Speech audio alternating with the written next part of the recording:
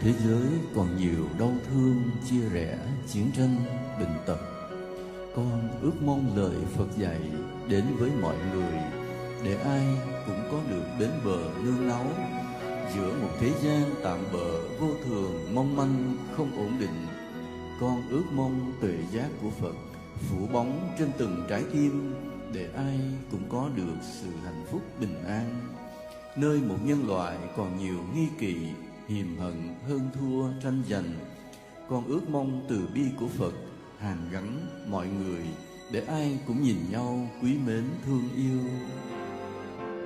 Con